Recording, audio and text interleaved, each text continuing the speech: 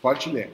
Por que é importante considerar os aspectos biopsicossociais em neuropsicologia do desenvolvimento?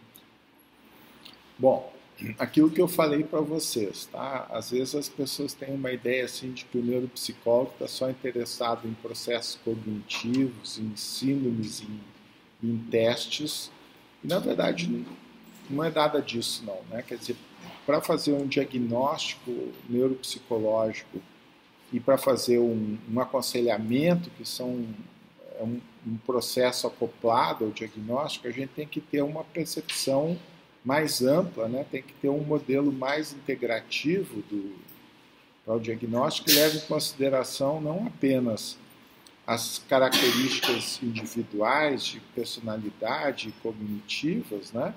Mas também o funcionamento familiar do indivíduo e questões mais relacionadas ao contexto social mais amplo, né? Principalmente no caso da neuropsicologia escolar, o sistema escolar, a filosofia educacional, as características da professora, da escola e assim por diante. Tá?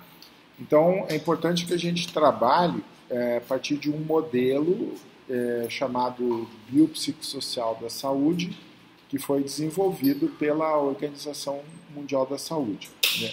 Desde 1947, a Organização Mundial da Saúde propõe que a saúde não é um estado, mas sim um processo complexo que não se reduz à ausência de doença, mas que consiste, então, né, num processo mais complexo para os quais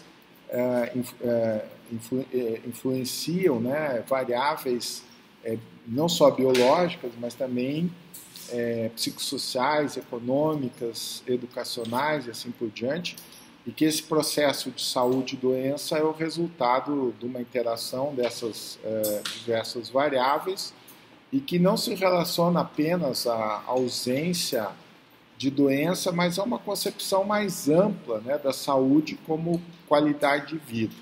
Tá?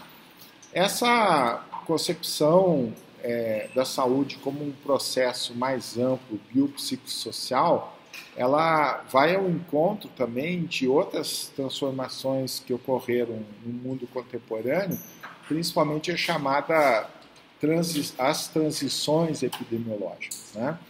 A partir do século XIX, final do século XVIII, início do século XIX, com a melhoria das condições sanitárias, as doenças infecciosas deixaram de ser tão importantes quanto elas eram antigamente, e atualmente as doenças mais importantes são as doenças comuns, que são doenças multifatoriais, dependentes de uma genética complexa e da interação com influências ambientais também.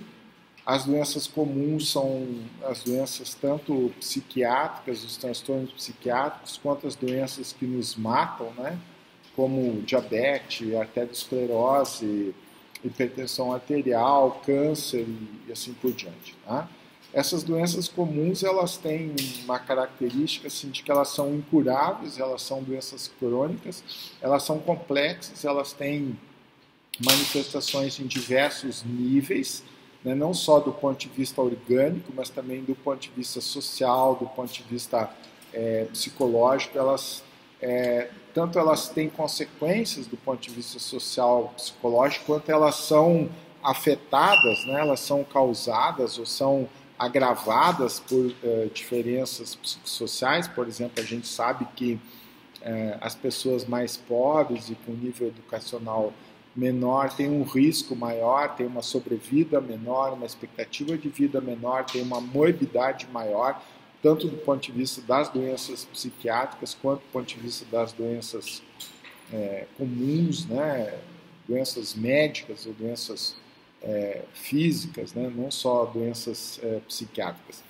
Essas doenças comuns, né? Elas têm uma etiologia multifatorial, quer dizer que elas resultam, né, de influências genéticas que são múltiplas, né? Tem dezenas, centenas de genes que predispõem a pessoa à hipertensão arterial, ao diabetes, mas elas são influenciadas também por fatores ambientais muitos desses fatores ambientais são relacionados a comportamentos, a estilo de vida. Então, por exemplo, você não tem hipertensão arterial se você não come sal. Você não tem hipertensão arterial se você faz atividade física. Você não tem diabetes se você não come açúcar. Se você tem diabetes e faz atividade física, você não precisa tomar remédio, porque a sua glicemia vai se normalizar se você fizer uma dieta adequada e fizer atividade física e assim por diante. O mesmo acontece com as doenças psiquiátricas, né? As doenças psiquiátricas, elas têm uma influência genética complexa e fatores de risco ambiental. Por exemplo, no caso da esquizofrenia, a transição para a idade adulta, os desafios representados pelo início da vida conjugal, pelo início da vida profissional. No caso da depressão, as vivências de perda, né? Históricos de perdas interpessoais, de ameaças ao self, são um fator importante. No caso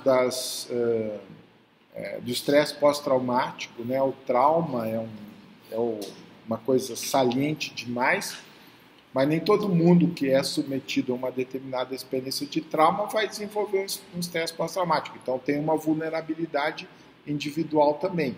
Tá? Escola é fator de risco para dislexia, descalculia e TDAH.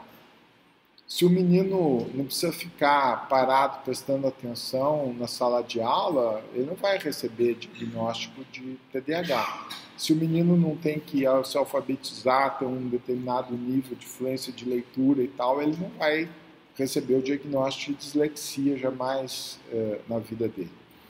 Então, essas condições de saúde chamadas de doenças comuns, elas não têm cura, elas são complexas, têm uma etiologia complexa e elas têm manifestações complexas que exigem a identificação, né, da influência de variáveis não só biológicas, mas também psicológicas, sociais, econômicas, culturais e assim por diante.